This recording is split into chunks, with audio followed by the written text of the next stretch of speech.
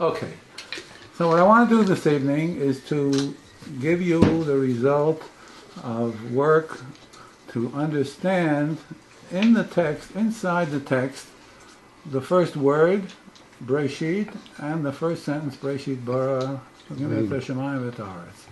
What does this mean? I want to proceed by giving the traditional understanding, and then giving from the beginning what the translation is. What's the new translation? So that right off the bat, you'll have what the new translation is, and the talk will be to fill in the assumptions and the materials that are the backdrop of this now. So instead of putting the conclusion at the end, I'm putting the conclusion at the beginning. So I even wrote up alternative views on this. Okay, so you all know. In the beginning, God created the heavens and the earth. That is the standard translation for centuries from the different languages, in French and German and so on. In the beginning, God created the heavens and the earth. Right off the bat, Bereshit, in grammatical terms, is a smichut. Like you say, Reshit Chachma, for first fruits or whatever. So it has an av. Smichut has to make a connection. In the beginning, God created the heavens and the earth. Where's the av? The smichut was dissolved out under the power of this interpretation of what the point is. Second, in Hebrew, as you know, we have a lot of prefixes, Lamed, Chof, Mem, the prefixes. I personally found out over the years of studying Chumash especially that you must always stick to the meanings of the prefaces and don't put your own preface in. If it says B, then stick with the meanings of B. Don't take it on yourself to change the prefixes. I found it to be so significant that in many places, because of the shot that we're giving, we change the meanings of the prefixes. So on prefixes, bet, you know, bet could mean at, could mean in, could mean with. That's the three basic meanings. So we have to now eventually get to what these things mean in terms of the first word, Bereshit. What? Now, in order to do this, let's start by giving you the alternative. What's the alternative? Pass these around. What's the alternative translation? The alternative translation has 3 or 4 variants. I'll explain that right away. But this is the basic translation. At the summit of thought is its having brought forth the sky and the earth. That is the new translation of the first sentence, of the first pasuk. Now we're going to understand what are the assumptions that allow us to make this conclusion. Okay? So as you see, in this translation it says at. That's the bet. Okay, but before I go further, one should know that unlike English and the Romance languages, and even Greek and Latin, in Hebrew, a word does not have one meaning. It's a language that works by a root, and the root then has a family of meanings. So the root of Bereshit is Rosh. And Rosh has a list of meanings. It means top, it means head, it means summit, and it gives you a whole string of what we would call synonyms. For us, each one of those has specific connotations, and so we differentiate between the top of something and the beginning of something. The top of a list, top of a mountain. In Hebrew, we don't have that. So it makes the translator's job, or to understand it for the native speaker, a very difficult job. He has to, from the context of what's going on in the sentence, he has to put together what the meanings are. So I took, just for argument, I took this notion of summit. the highest, the most important, and so on. So summit, I said, okay, that's just as good a translation as in the beginning. So what's the summit of? So the summit is of thought. The subject of the sentence is thought, machshava. Where do we get that? Because it says Elohim. Take away your biases, take away your all kinds of education, take away your religion and everything else. And here we have a word in the text, okay? What is it? What's the definition? So from other contexts in the Chumash, it's been taken to be God, El, the highest being, and so on and so on and so on. Okay, but in the text itself, in the Gan Eden story, the Nachash gives the definition of Elohim in the story. He says, you'll be like Elohim, Yodea Tov V'Ra. Okay? So, it turns out that upon analysis and a construction, Elohim in the Pasuk is Machshava, thought. What we would call mind. I don't like that because it has a dualistic dimension. But what we would call mind, mentality, is the subject of the sentence.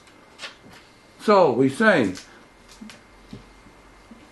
at the summit of thought is its having brought forth Shemayim V'Aretz. They translate heavens. Well, look, in the prophets, for example, in many cases it does carry that meaning. But over here, it doesn't carry any more meaning than sky.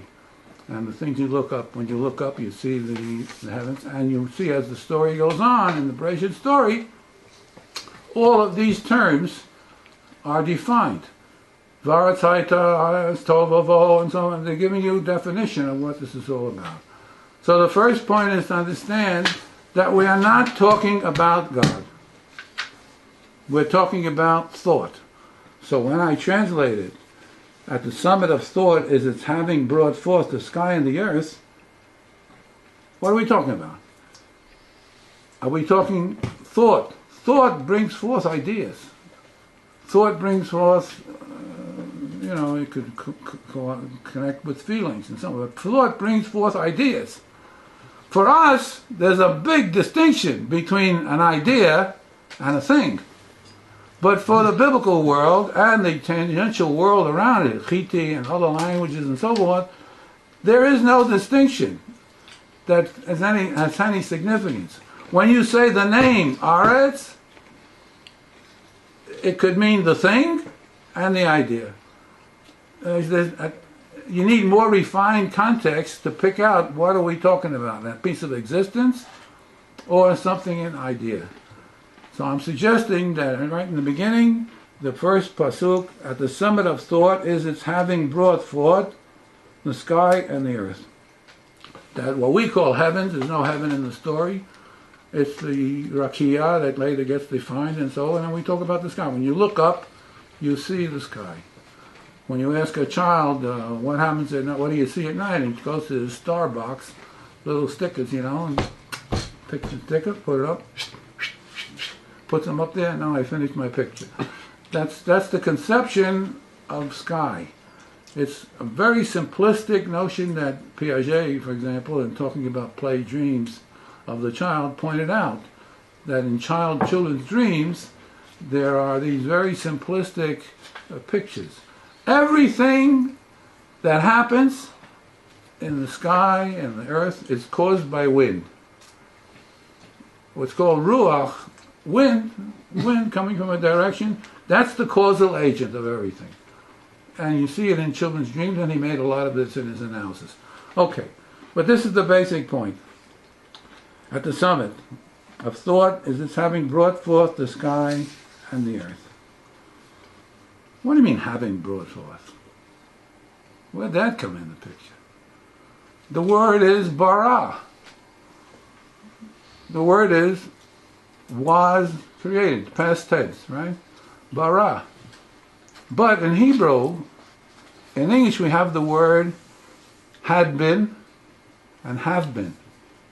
In Hebrew, we don't have any word like that. There's no word in Hebrew for had been.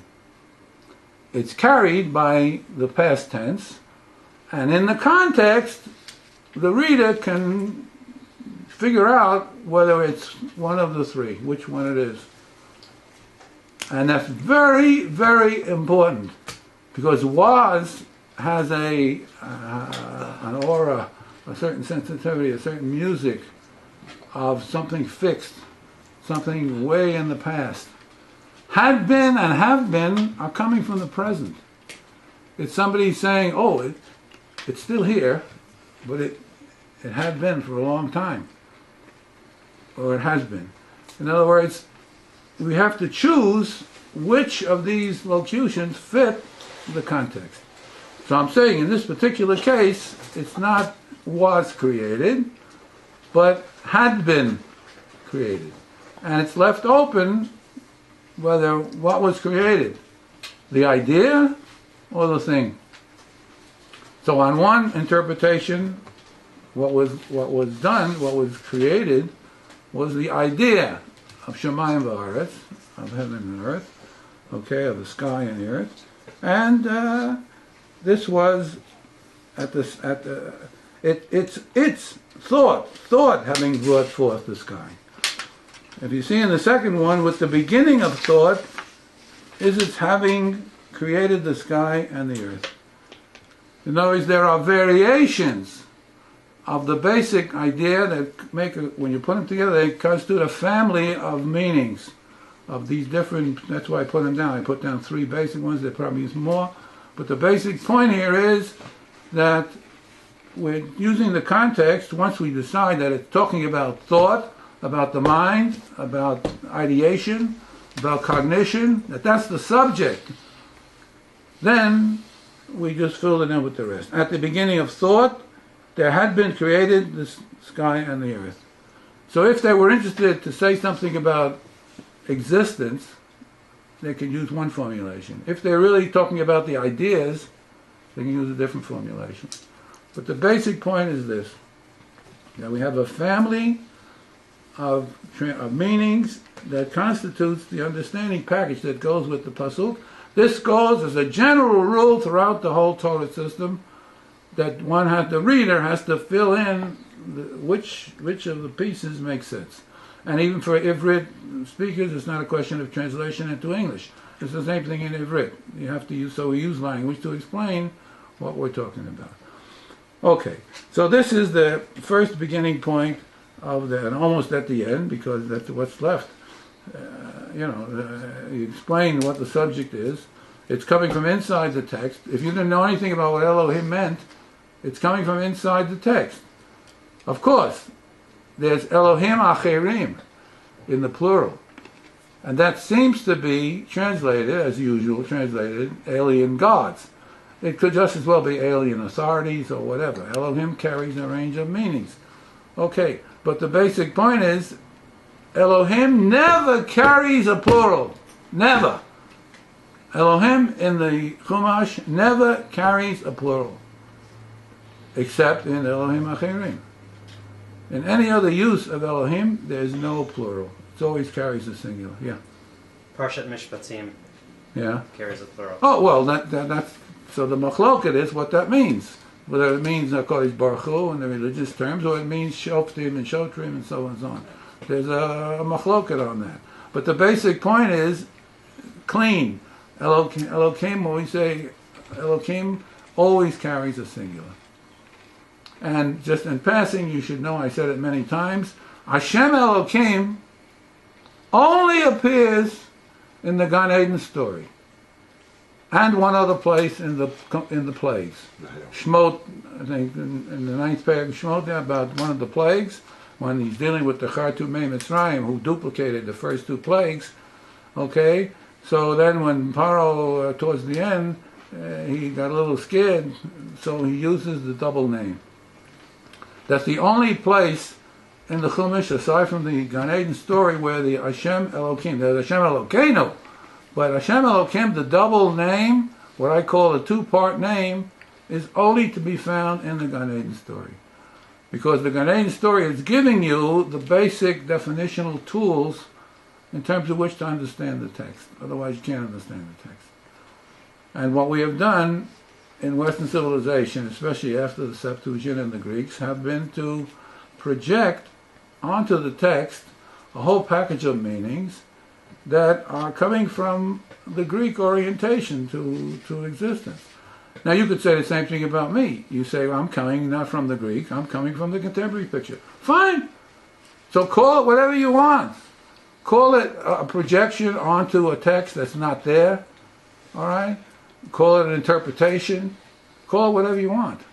But when you have to examine the psukim and examine the material, then we judge reasonability by coherence. By coherence, how coherence, what it makes sense, by no contradictions, and so on and so on. And we then can make a reasonable judgment that this is what it means. Of course I'm coming from the modern point of view. Because in the ancient world, thought was not the big category. For us, since the Greeks, thought is the big category. Because we have to determine whether thought is in existence or doesn't have an existence. And all of medieval Jewish philosophy is on the question, what we call the question in metaphysics or in philosophy. What are we talking about? What's going on? Joe, yeah. Do you mind if I No, of course, come. Throw a little stick in the cogwork here? I have a suspicion that the word bara may mean something entirely different from creation to start with. The basic assumption is that the Torah, like the creation stories that we have in all the cultures, but as far as I know, the root bet resh, like in Shabbat, the malacha of borer, yeah, and bari v'shema, clear and unclear, the bara may be referring to something totally different, polarity. It may be referring to that we're talking about differentiation. In other words, Bereshit Bara, Shamayim va'aretz, is about differentiation of Shamayim va'aretz, and not creation. And we see the same thing in Stephen Hawkins when they talk about the Big Bang, which is the common way of looking at the origin of everything is a Big Bang. It's point singularity that explodes and bifurcates out. But there are ways in today's physics of looking at reality, not in terms of a singular Big Bang, but like a cone, but more of a curvature. And we're talking about various kinds of differentiation. So if we look at Bereshit Bara, Elokim Shamayim va'aretz, we don't even have to get into creationism at all. Okay. If we look at polarity and differentiation as what this is really all about. 100%. I'm saying it's a suspicion. I don't know enough. No, 100%.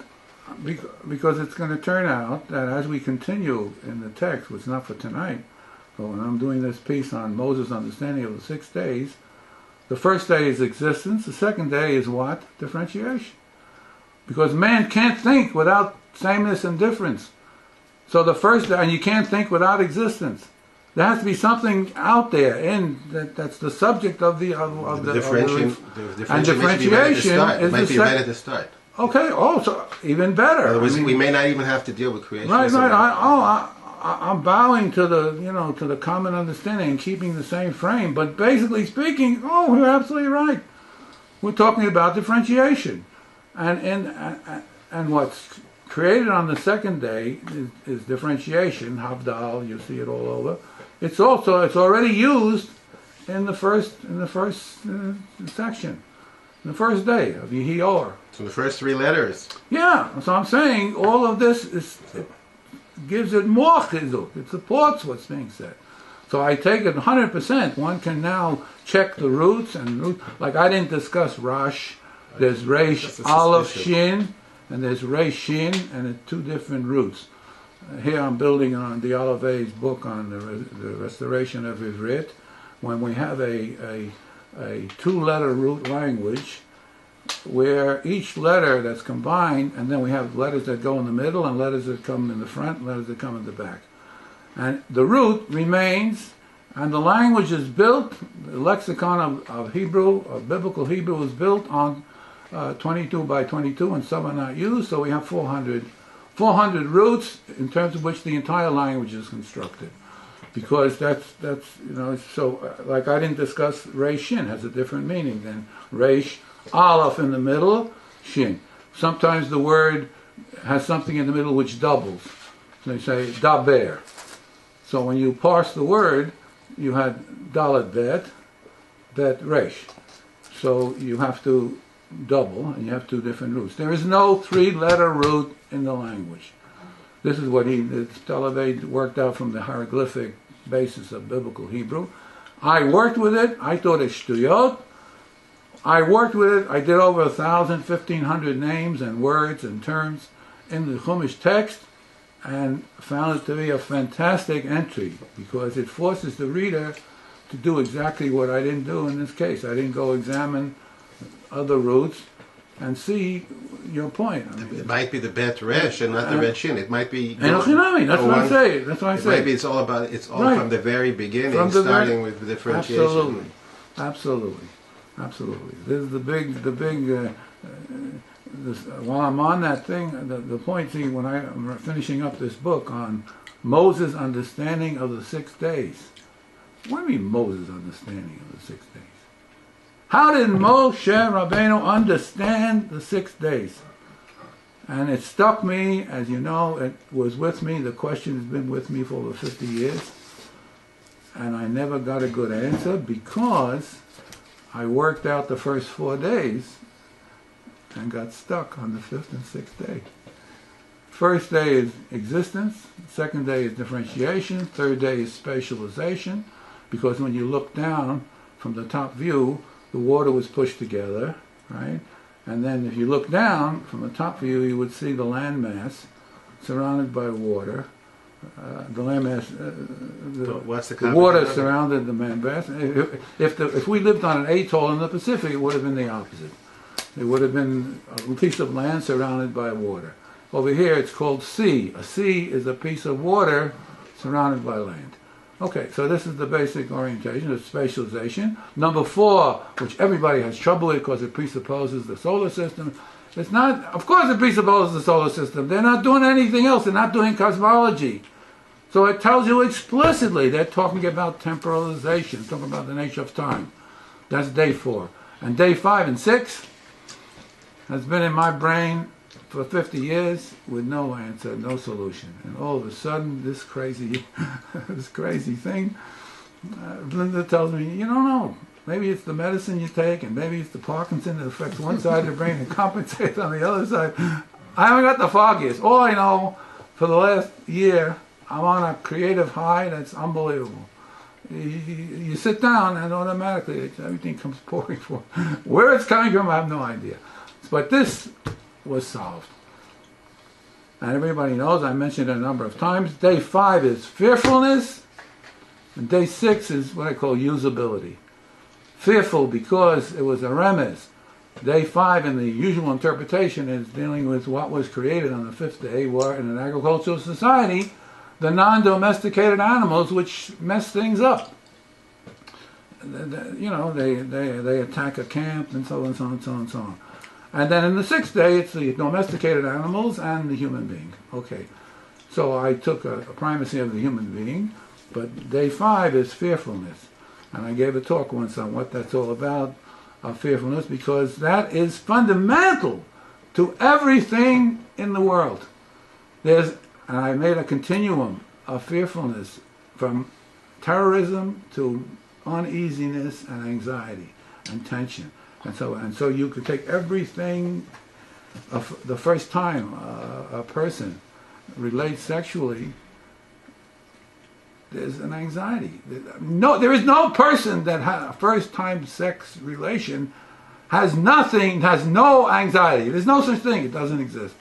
Like a child, an infant, a child. I'm watching college kids grow, and you see how they start like a redoing of civilization. They start from conception, they get born, and then they have to learn. This is a boy, this is a girl, and they're not the same, and this is this, and this is that. And everything is a fantastic, unbelievable, partially traumatic experience based on what I call fearfulness. And in the talk that I gave on it in more detail, it's not so crazy. You say, well, you're crazy. So I said, didn't you take Poli-Sci 1? Poli-Sci 1, you studied Hobbes. And Hobbes said, civil society is based on fear, on Attempt to overcome fear. right, of course, attempt to overcome, but based on fearfulness. So, and Rousseau went with that, and all the political philosophers incorporate into their understanding of civilization the basic notion of anxiety, fear, and so on and so on. Fear of untimely death. Fear of untimely death was Hobbes' formulation. Now, Hobbes is no college professor. Hobbes is one of the founders of contemporary political philosophy, and there was fear right off the bat. If you took poli-sci, you'd know that. Fear of untimely death was Hobbes' base of civil society. So I didn't come out of left field. I mean, then if you criticize me, well, criticize Hobbes, and criticize Rousseau, and criticize Western philosophy. When it comes to this topic, they put it in the picture. So I realized, wait a minute, what do you mean the non-domesticated animals? The snakes and the shratzim and so on. Then the agricultural society, that's very important because they disturb the agriculture. It needs enough stability. But then it dawned on me, instead of talking about tsunamis and big natural events that one is afraid of, one lives in a climate. There was, when I was writing this up a month ago, there was an article in the paper about a country that was wiped out because the volcano went up and it just disappeared. In other words, or after Hiroshima, there was a guy, Eric J. Lifton, who wrote a book on, he was a psychiatrist, and he wrote a piece on the new anxieties that came into existence with the dropping of the bomb. And I remember I used it in my courses, and it was an eye-opener for students to read this guy. And he talked about special kind of a cosmic anxiety, whatever his labels are, not important. But the basic point was that there is this in everybody.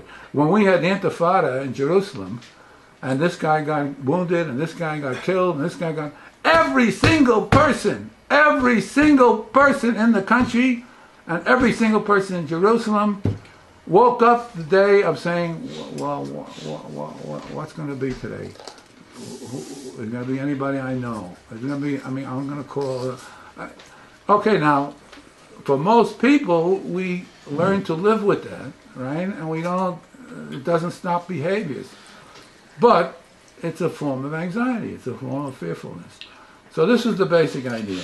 So when I got this whole blitz, of course, then I wrote the whole thing up and it makes clear sense of what the fifth and sixth day were. On the one hand, it's fearfulness, and on the second hand, it's usability. By whom? The human beings. While I'm on that, before I continue and finish up, because we want to have more discussion, there's nothing to talk about. Once you give the basic point and you give the picture, it's all over. Then we can go on and deal with the next psukim and so on, which we're not doing tonight. But the basic point is this. In the Torah tradition, Chazal said that the Chumash talks about God in the language of man. Like we wrote in the back cover of the Hanukkah book, the big chidush here is, for me, the Chumash talks about man in the language of God. The blitz, the great depth of Moshe, who I'm assuming wrote the text, and it's irrelevant for me who wrote the text, I don't care. The text as we have it today, okay, regardless of the history and the historiography and all the rest. So I'm saying this is not about God in the language of man. This is about man in the language of God. And that is the principle that's underneath this whole discussion of the identification with Elohim, with the mind and so on. We are dealing with the human being, period. And of course, this may be the first time you hear it so bluntly stated, I don't expect anybody to be happy with it or go out and realize. That's what I discovered. And we need then a reconceptualization of the entire Torah system that conforms and exemplifies this principle. And just b'derech agav, I argued a crazy thing. It came to me, what are we doing? American Jewry has 20%, 80% non-religious, non-mitzvot people. But they're the Jews. They have what I call Jewishness. What do we do with that? Well, the last crazy thing that I came up with was, instead of trying to make these 80% of Jews, call them humanists, call them whatever you want, I don't care about the labels, instead of trying to make them fit into the 20% conception of the halakha, let's give them the responsibility of making the halakha. That changes everything. And I proposed that we switch the responsibility. For 2,000 years, we have a group of Rabbanim, Yeshiva, and a whole mentality that have taken responsibility for the development and continuation and modernization of the halakha, like in the Shulchan Aruch and the Rishonim and so on and so on.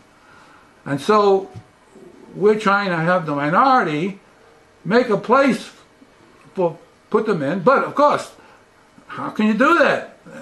Some don't believe in God, they're humanistic, blah, blah, blah, blah, blah, blah, blah. It's a dead end. You really think we're going to get success by having a 20% of the population who is a machloket whether they really are doing halakha? They may be doing chumrot and kulot, and may not be doing the halakha per se.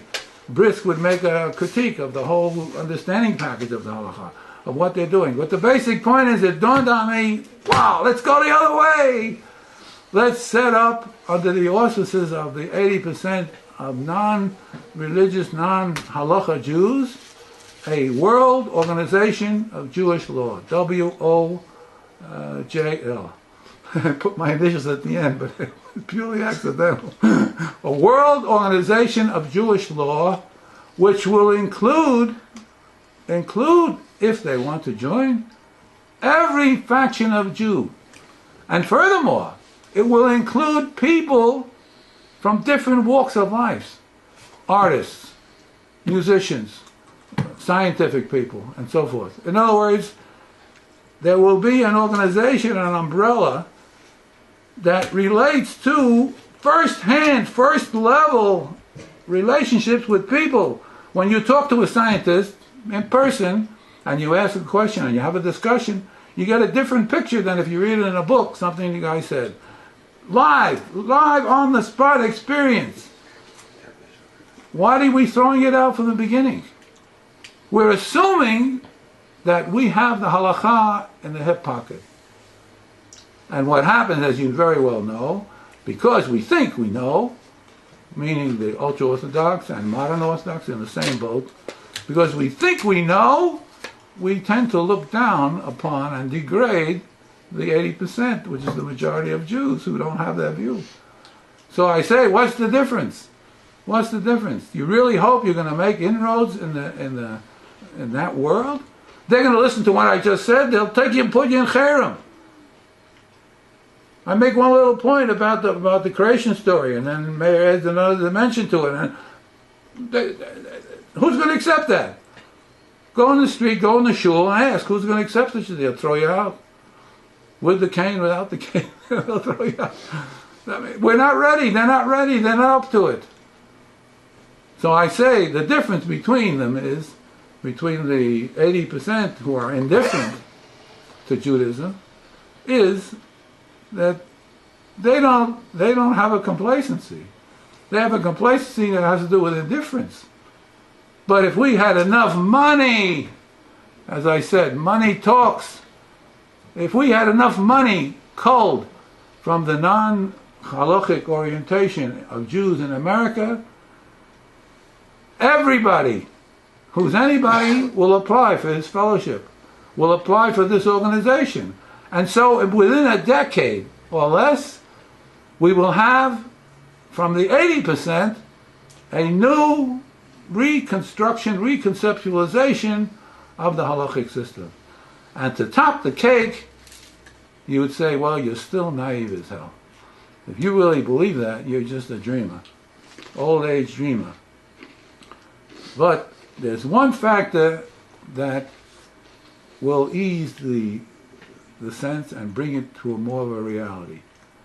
That is the point, that we live in a different conception of time halachically since 1948.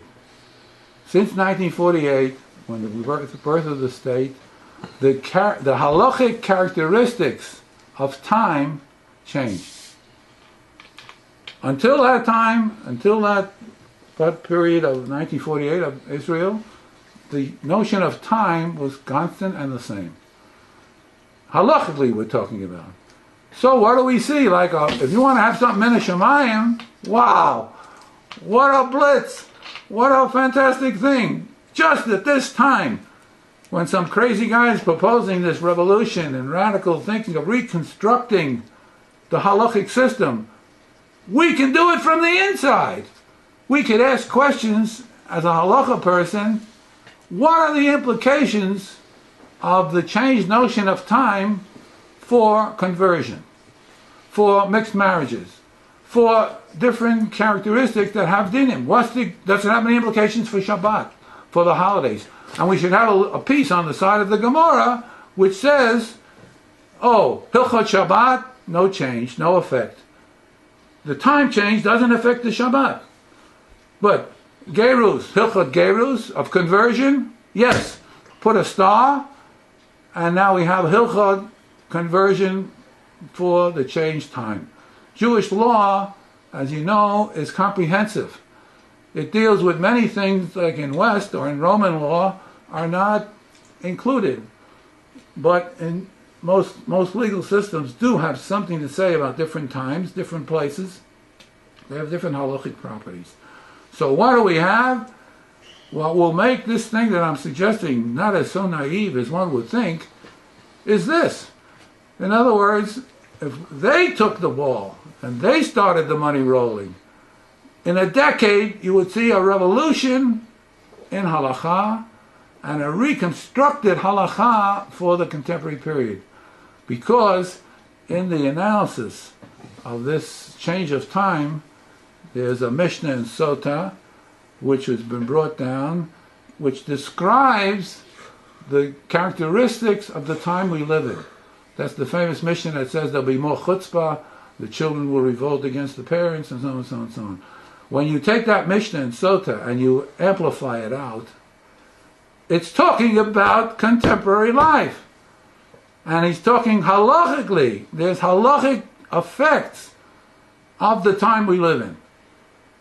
So, if the religious world, who think they know everything, maybe they don't know everything. They have to reconceptualize the same as everybody else. And we're giving them the carte blanche to do it. Your halacha people, relate to the halacha. And the halacha is that there are significant effects, consequences, for different packages of laws that come from this picture. Okay, to finish off, what we have here is a number of assumptions that go into the basic translation, and the basic translation has to do with man and the human being, and I suggest it follows through the whole Torah system. In the beginning, 4 or 5 years ago, when I wrote the first piece on this, I went through every place in Chumash where it wrote down Hashem, and every place where it says Elohim. Because I told you, after the Gan Eden story, and the one exception, which is not for tonight, what that's all about, the one exception by Paro, there's no place else where it has the double name. So I went through, it's always either one or the other. And in the same pasuk, it could be a switch. Okay, Bilam's story, all my friends told me that's the big test. If you can solve Bilam, where it's one pasuk is Elokim, one pasuk is Hashem, like a ping pong ball back and forth, if you can do Bilam, I buy what you say. Because in the text, the point was that these are icons. Like on your computer machine, you press the button. It's not part of the language. It's not part of the discourse language. It's not part of Word. It says you press a button and then you can get Word. It's an operator, okay, an icon. So I went so far as to say that in this way of looking at the text, Hashem and Elohim are like red and blue paint. Like in my book, when I work with my book, since I did all this seeing which is which, I've made Elohim red and Hashem blue, and I could just flip through the pages and catch the blue and the red. So it was a workbook, how to make it easy. I don't have to go read every single piece. And I saw it right off the bat. So I did every place in Chumash, in 1,000 pages, every place in Chumash where it said Hashem, and every place where it says Elohim. and I showed, well, everybody says there's a difference. There's nobody who made a commentary on the Chumash that doesn't differentiate between Hashem and Elohim. So they say one is Din and one is Rachamim, whatever you want to say. But everybody says that. Nobody bypasses saying something. But nobody took the trouble to do every pasuk. And until you do every pasuk, you come up with surprises that blow the mind.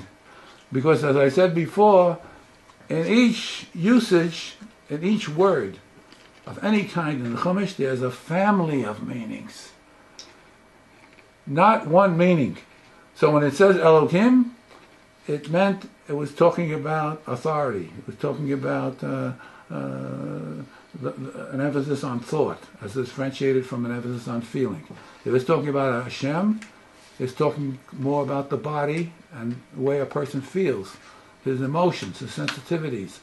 It's talking about that and not about the mind, not about consciousness. It's not talking, Elohim means justification.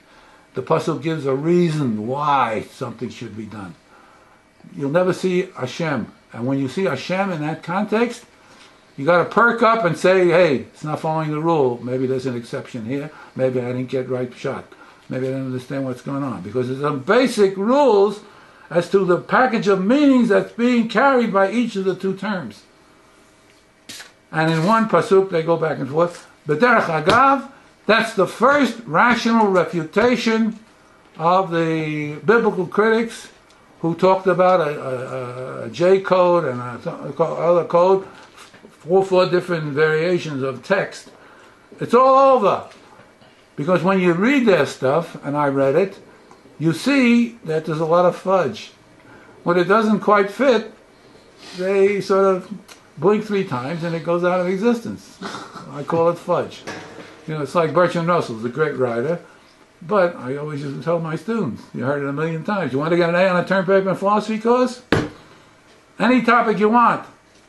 Whatever you're going to write about, go to Bertrand Russell. He wrote 100 books. Read what he says.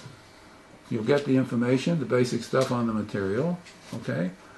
And you'll catch the fudge. You'll catch where his criticism and analysis falls short. That's your critical section. Put the two together and you got an A on the term paper and A for the course. Because Russell was an expert on fudge. On writing between the lines and all of a sudden you see it very clearly. I see it very clearly in people, for example, like Blavatsky, who wrote on the theosophical picture and so forth and so on. All of a sudden she's talking about something. All of a sudden something about the Jews comes in. What the hell's it got to do with the argument? Nothing. But it was like it had to come out to put a certain bias in the point that she's making, and fitting in the picture. But it has nothing to do with it. What does that have to do with it?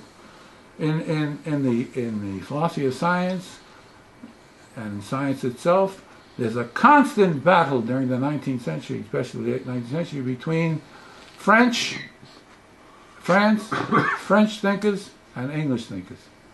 So if you read Duhem, who's a Frenchman, I use one of the textbooks for philosophy of science course, you read Duhem, you get a beautiful picture of what constitutes the aim and structure of physical science, whatever his name of his book. And then you read Thomson, an Englishman, who wrote on the same topics. And every once in a while, little fudge. This guy criticized him because he's French, not because of what he said. There's nothing to do with the argument. But there was this battle between France and England, not only into the 90s, it started way before and moved ahead. Okay, so this is the point for tonight, was to give an alternative translation of the first pasuk and give you some of the underpinning the assumption package that's underneath it and makes it reasonable to talk about machshava, thought, or mind, or whatever you want to call it, in terms of the first pasuk, and then it continues in the rest of the Bereshit stories. Years of studying Chumash especially, that you must always stick to the meanings of the prefaces and don't put your own preface in. If it says ba, then stick with the meanings of ba. Don't take it on yourself to change the prefixes. I found it to be so significant that in many places, because of the pshat that we're giving, we change the meanings of the prefixes. So on prefixes, bet, you know, bet could mean at, could mean in, could mean with. That's the three basic meanings. So we have to now eventually get to what these things mean in terms of the first word, bereshit. What? Now, in order to do this, let's start by giving you the alternative. What's the okay? So what I want to do this evening is to give you the result of work to understand in the text, inside the text, the first word, Bereshit, and the first sentence, Bereshit Bara. What does this mean? I want to proceed by giving the traditional understanding, and then giving from the beginning what the translation is. What's the new translation? So that right off the bat, you'll have what the new translation is, and the talk will be to fill in the assumptions and the materials that are the backdrop of this stuff. So instead of putting the conclusion at the end, I'm putting the conclusion at the beginning. So I even wrote up alternative views on this. Okay, so you all know. In the beginning, God created the heavens and the earth. That is the standard translation for centuries from the different languages, in French and German and so on. In the beginning, God created the heavens and the earth. Right off the bat, bereshit in grammatical terms is a smichut. Like you say, reshit chachma, for first fruits or whatever. So it has an av. Smichut has to make a connection. In the beginning, God created the heavens and the earth. Where's the av? The smichut was dissolved out under the power of this interpretation of what the point is. Second, in Hebrew, as you know, we have a lot of prefixes, lamed, chaf, mem, the prefixes. I personally found out over the years a word does not have one meaning. It's a language that works by a root, and the root then has a family of meanings. So the root of Bereshit is Rosh. And Rosh has a list of meanings. It means top, it means head, it means summit, and it gives you a whole string of what we would call synonyms. For us, each one of those has specific connotations, and so we differentiate between the top of something and the beginning of something. The top of a list, top of a mountain. In Hebrew, we don't have that. So it makes the translator's job, or to understand it for the native speaker, a very difficult job. He has to, from the context of what's going on in the sentence, he has to put together what the meanings are. So I took alternative, pass these around. What's the alternative translation? The alternative translation has 3 or 4 variants. I'll explain that right away. But this is the basic translation. At the summit of thought it's having brought forth the sky and the earth.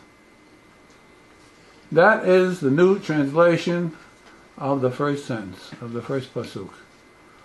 Now we're going to understand what are the assumptions that allow us to make this conclusion. Okay? So as you see, in this translation it says at. That's the bet. Okay, but before I go further, one should know that unlike English and the Romance languages, and even Greek and Latin, in Hebrew